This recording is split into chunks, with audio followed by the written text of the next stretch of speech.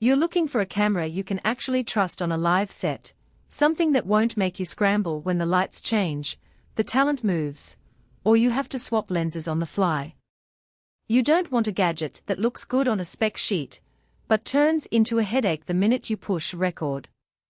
That uncertainty is what keeps a lot of creators up at night, especially when the budget is tight and the production schedule can't afford a retake. I spent a good chunk of this week digging through the Blackmagic Design Micro Studio Camera 4kg 2's documentation, watching how it behaves in a small studio environment, and comparing the workflow to a few other broadcast-grade cams. Link is in the description if you want to check the product details on Amazon. First off, let's talk about the kind of person who would actually benefit from this little powerhouse. If you're a small to mid-size production house that streams multi-camera events, a church media team that needs a reliable picture pipe, or a freelance videographer stepping up from a DSLR to something that can feed a live switcher without a lot of extra gear, this is the camera you should be looking at.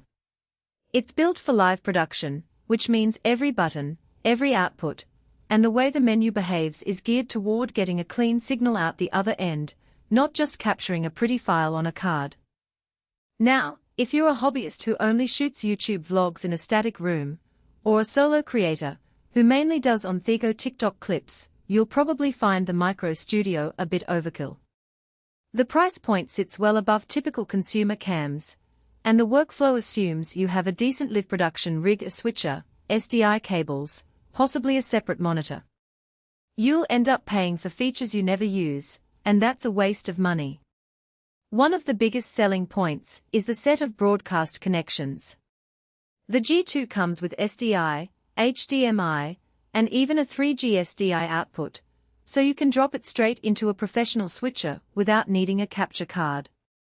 In the studio we set up, the camera fed a live stream via the 12G SDI link while simultaneously sending a clean feed to a separate monitor for the talent to watch themselves. No latency, no dropped frames, the kind of reliability you expect when you're broadcasting a live church service or a corporate webinar. That level of connectivity is rare at this price tier, and it's what makes the camera feel broadcast ready. Autofocus on this model is decent, but it's not the kind of eye tracking you'd find on a high-end camcorder aimed at solo shooters. The focus system is designed for a controlled environment where you can set a focus point and trust it to stay there during a segment. In a live production where you have a talent moving a few feet, the AF holds up as long as you give it a clear subject and enough contrast. In low-light scenarios, however, the focus can hunt a bit, especially if you're shooting at the lower end of the 4K dynamic range. That's why I'd recommend pairing it with a good lens that has a relatively wide maximum aperture. Something like an 8mm t2.8 prime works well for a studio setup, giving you a bright image and a tighter depth of field that reduces the reliance on autofocus. Low light performance is another practical factor. The sensor can pull details down to about ISO 6400 without turning the image into pure noise, which is respectable for a broadcast camera in this class. When we dimmed the lights to a typical Talkshow level, the footage retained enough texture to look professional on a live feed, but you do start to see a slight softness in the shadows past ISO 3200. If you're planning on shooting concerts or events where the lighting is truly dark, you'll probably need to add some additional lighting or accept a grainier look. That said, for most indoor productions, the camera's low light behavior is more than sufficient. Stabilization isn't a feature you'll find on the Micro Studio, and that's intentional. It's meant to sit on a tripod, a shoulder rig, or a gimbal designed for broadcast work.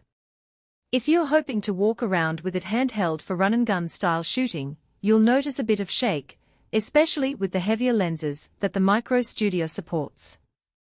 In the field, I found the best results when I mounted it on a fluid head and used a well-balanced lens.